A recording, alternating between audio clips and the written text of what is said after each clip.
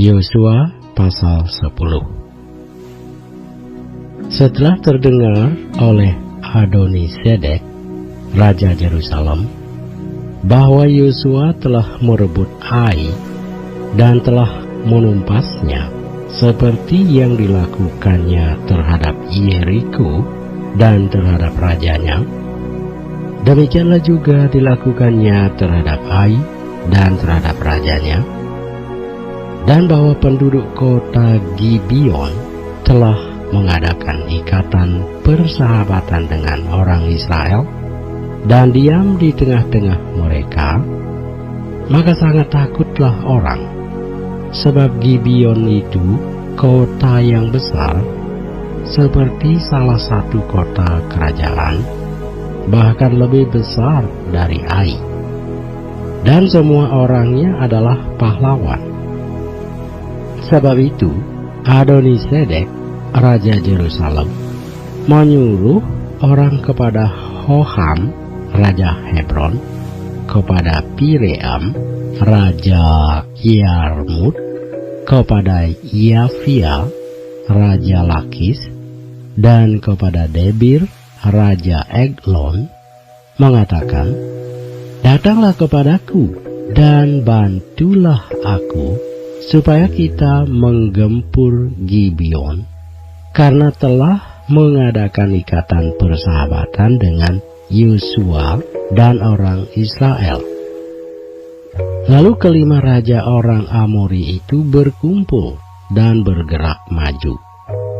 Raja Yerusalem, Raja Hebron, Raja Yarmut, Raja Lakis, dan Raja Eglon, mereka beserta seluruh tentara mereka. Mereka berkemah mengepung Gibeon dan berperang melawannya. Lalu orang-orang Gibeon itu menyuruh orang kepada Yosua ke tempat perkemahan di Gilgal, mengatakan, "Jangan menarik tanganmu daripada hamba-hambamu ini. Datanglah dengan segera kepada kami. Lepaskanlah kami dan bantulah kami, sebab semua raja orang Amori yang diam di pegunungan telah bergabung melawan kami." Lalu Yosua bergerak maju dari Gilgal, dia dan seluruh tentara yang bersama-sama dengan dia, semuanya pahlawan yang gagah perkasa. Berfirmanlah Tuhan kepada Yosua, "Janganlah takut kepada mereka, sebab aku menyerahkan mereka kepadamu. Tidak seorang pun dari mereka yang akan dapat bertahan menghadapi engkau." Lalu Yosua menyerang mereka dengan tiba-tiba setelah semalam-malaman bergerak maju dari Gilgal. Dan Tuhan mengacaukan mereka di depan orang Israel, sehingga Yosua menimbulkan kekalahan yang besar di antara mereka dekat Gibeon, mengejar mereka ke arah pendakian Bet Horon, dan memukul mereka mundur sampai dekat Azekah dan Makeda. Sedang mereka melarikan diri di depan orang Israel dan baru di lereng Bet Horon, maka Tuhan melempari mereka dengan batu-batu besar dari langit sampai ke Azekah, sehingga mereka mati.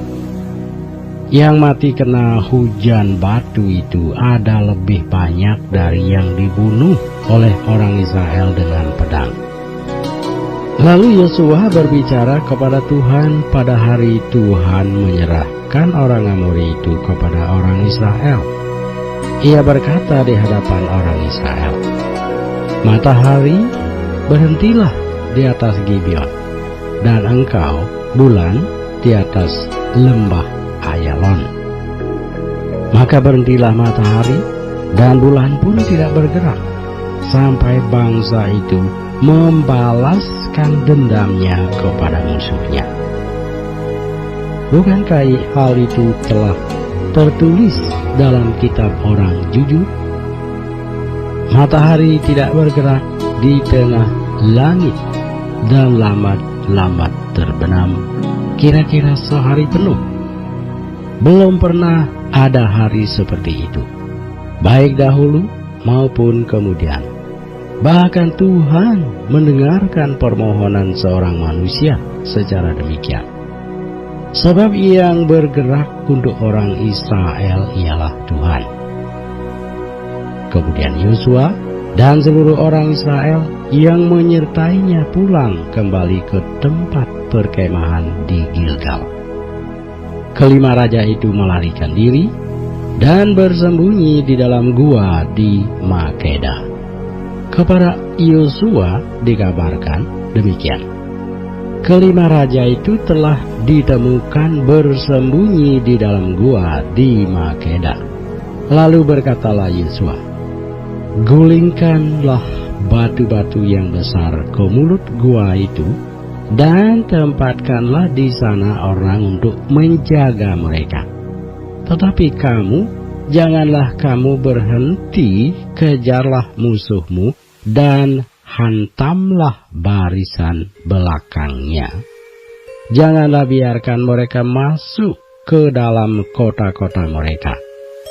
Sebab Tuhan Allahmu menyerahkan mereka kepadamu." Setelah Yosua dan orang Israel selesai menimbulkan kekalahan yang besar sekali di antara mereka, sampai mereka dihancurkan sama sekali, beberapa orang dari mereka dapat lolos dan masuk kota-kota yang diperkuat. Pulanglah seluruh bangsa itu dengan selamat kepada Yosua ke tempat perkemahan di Makeda. Tidak ada seorang pun yang berani melemparkan kata-kata ancaman terhadap orang Israel. Kemudian berkatalah Yosua, "Bukalah mulut gua dan keluarkanlah kelima raja itu dari dalam dan bawa kepadaku." Dilakukan oranglah demikian. Kelima raja itu dikeluarkan dari gua itu dan dibawa kepadanya Raja Yerusalem, Raja Hebron, Raja Yarmut, Raja Lakhis, dan Raja Eglon. Setelah raja-raja itu dikeluarkan dan dibawa kepada Yosua, maka Yosua pun memanggil semua orang Israel berkumpul dan berkata kepada para panglima tentara yang ikut berperang bersama-sama dengan dia, "Marilah dekat, taruhlah kakimu ke atas tengkuk raja-raja ini." Maka datanglah mereka dekat dan menaruh kakinya ke atas tengkuk raja-raja itu. Lalu berkatalah Yosua kepada mereka, "Janganlah takut dan janganlah tawar hati. Kuatkan dan teguhkanlah hatimu, sebab secara itulah akan dilakukan Tuhan kepada semua musuhmu yang kamu perangi." Sesudah itu Yosua membunuh raja-raja itu dan menggantung mereka pada 5 tiang, dan mereka tinggal tergantung pada tiang-tiang itu sampai matahari terbenam. Tetapi menjelang matahari terbenam, atas perintah Yosua, mayat mereka diturunkan dari tiang-tiang itu dan dilemparkan ke dalam gua tempat mereka bersembunyi. Lalu mulut gua itu ditutupi orang dengan batu-batu besar yang masih ada sampai sekarang. Pada hari itu Yosua merebut Makeda, dan kota itu dipukulnya dengan mata pedang, juga rajanya, kota itu dan semua makhluk yang ada di dalamnya ditumpasnya.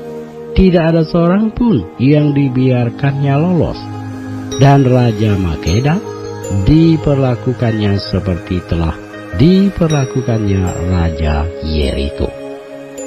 Kemudian Yosua dengan seluruh Israel berjalan terus dari Makeda ke Libna, lalu memerangi Libna.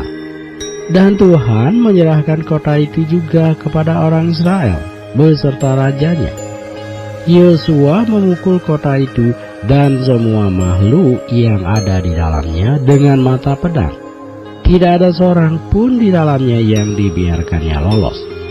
Dan rajanya itu diperlakukannya seperti telah diperlakukannya Raja Yeriko. Kemudian Yosua dengan seluruh Israel berjalan terus dari Libna ke Lakis, lalu berkemah mengepung kota itu dan berperang melawannya. Dan Tuhan menyerahkan Lakis kepada orang Israel. Yosua merebut kota itu pada hari yang kedua. Kota itu dan semua makhluk yang ada di dalamnya dipukulnya dengan mata pedang, tepat seperti yang dilakukannya terhadap Libna. Lalu Horam, Raja Geser, maju untuk membantu Lakis, tetapi Yosua menewaskan dia dan rakyatnya, sehingga tidak ada seorang pun padanya yang dibiarkannya lolos. Kemudian Yosua dengan seluruh Israel berjalan terus dari Lakis ke Eglon.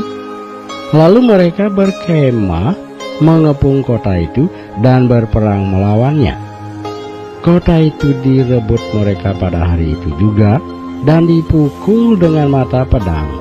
Semua makhluk yang ada di dalamnya ditumpasnya pada hari itu, tepat seperti yang dilakukan terhadap Lakis.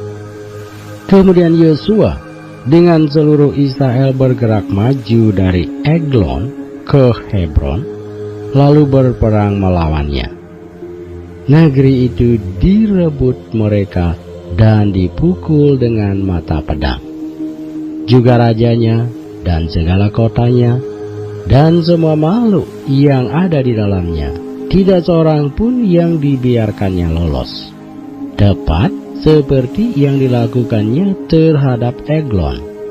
Kota itu dan semua makhluk yang ada di dalamnya ditumpasnya. Kemudian Yosua dengan seluruh Israel kembali ke Debir, lalu berperang melawannya. Negeri itu beserta rajanya dan segala kotanya direbutnya dan dipukul dengan mata pedang. Semua makhluk yang ada di dalamnya ditumpas mereka. Tidak seorang pun yang dibiarkannya lolos seperti yang dilakukannya terhadap Hebron. Demikianlah dilakukan terhadap Debir beserta rajanya, sama seperti yang dilakukannya terhadap Libna beserta rajanya. Demikianlah Yosua mengalahkan seluruh negeri itu, pegunungan, tanah Negeb, daerah bukit, dan lereng gunung, beserta semua raja mereka. Tidak seorang pun yang dibiarkannya lolos, tetapi ditumpasnya semua yang bernafas, seperti yang diperintahkan Tuhan Allah Israel. Yosua menewaskan mereka dari Kadesi Barnea sampai Gaza, juga seluruh tanah Gosen sampai Gibeon. Semua raja ini dan negeri mereka telah dikalahkan Yosua sekaligus. Sebab yang berperang untuk orang Israel ialah Tuhan Allah Israel. Kemudian Yosua dengan seluruh Israel pulang kembali ke tempat perkemahan di Gilgal.